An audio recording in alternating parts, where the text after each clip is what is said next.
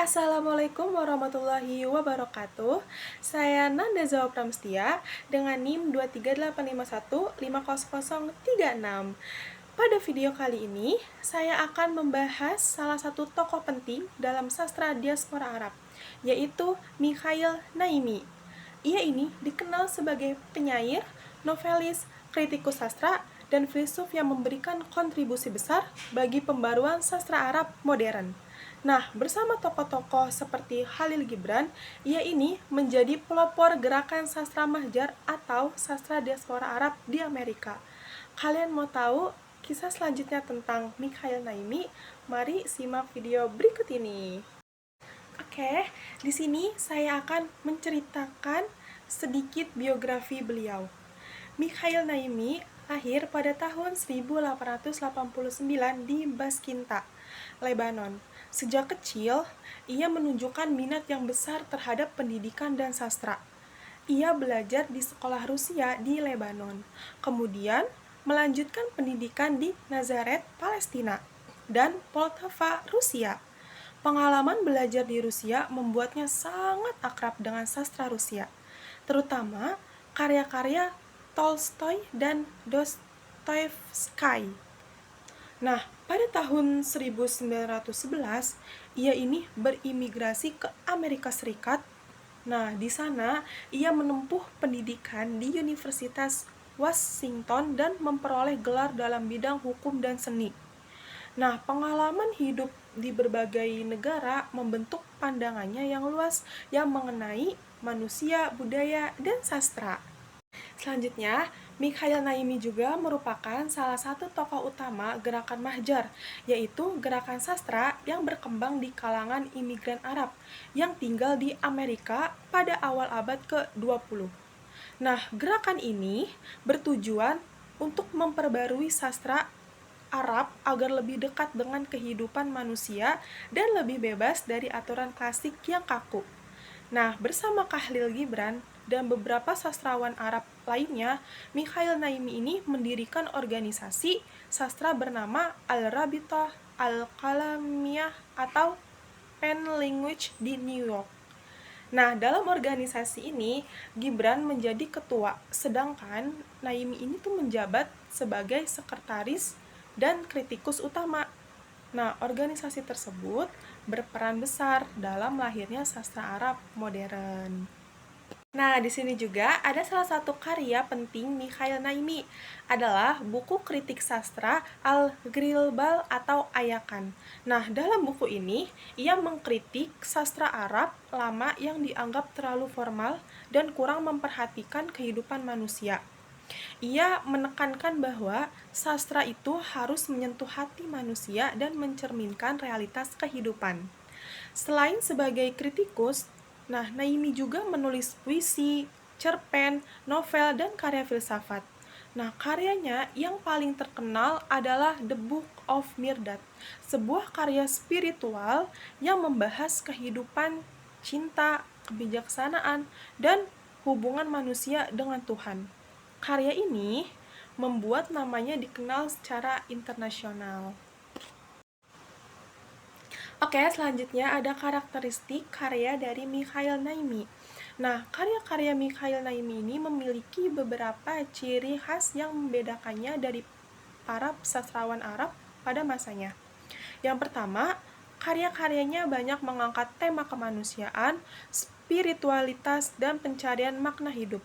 Melalui tulisan-tulisannya, Naimi ini berusaha menunjukkan nilai-nilai universal yang dapat menyatukan manusia tanpa memandang perbedaan agama, bangsa, maupun budaya.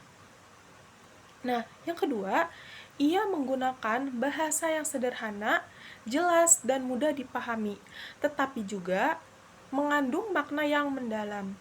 Gaya penulisannya tidak dipenuhi ungkapan yang rumit, sehingga pesan moral dan filosofis yang ingin disampaikan dapat diterima oleh berbagai kalangan pembaca.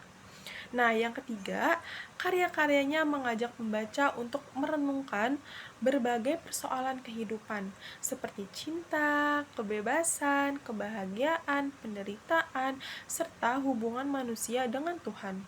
Nah, Naimi ini tidak hanya menyajikan cerita atau puisi, tetapi juga menawarkan refleksi yang mendorong pembaca untuk memahami dirinya sendiri dengan dunia di sekitarnya.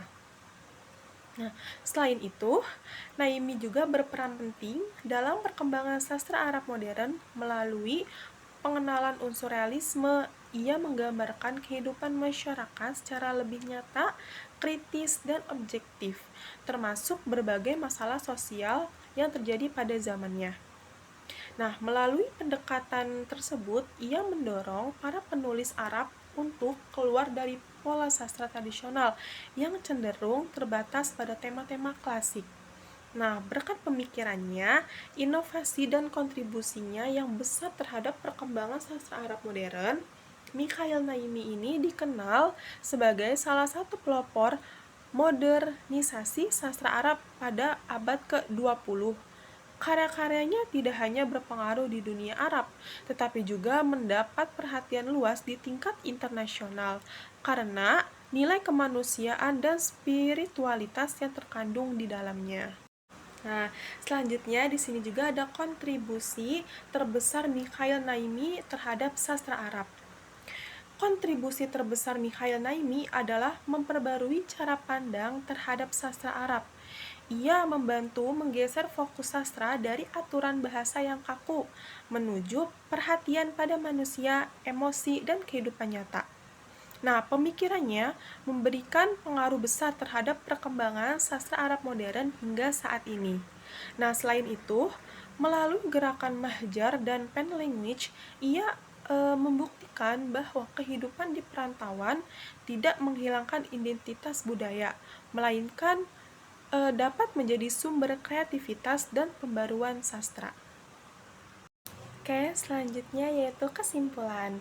Nah, perjalanan hidup Mikhail Naimi ini memberikan banyak pelajaran berharga melalui pengalaman hidupnya ya, yang berlangsung di Lebanon, Rusia, dan Amerika Serikat. Nah, Naimi juga ini menunjukkan bahwa sastra bukan sekedar sarana hiburan, melainkan media yang mampu membantu manusia memahami kehidupan, mengembangkan empati, serta menanamkan nilai-nilai kemanusiaan. Nah, karya-karyanya juga mengajarkan pentingnya refleksi diri, toleransi, kebebasan berpikir, dan pencarian makna hidup yang lebih mendalam. Nah, sebagai salah satu tokoh penting dalam sastra diaspora Arab, Mikhail Naimi juga berhasil menghubungkan nilai-nilai budaya Timur dengan pemikiran modern Barat.